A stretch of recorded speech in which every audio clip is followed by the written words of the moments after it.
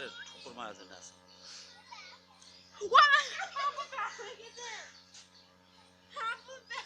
সাপটা মুক্ত হয়ে গেছে, এই সাপটা এখন মুক্ত হয়ে গেছে, এখন এই ইয়াতে চলে যাবে, সাপটা এখন মুক্ত হয়ে গেছে, ও চলে যাবে তার ইয়াতে।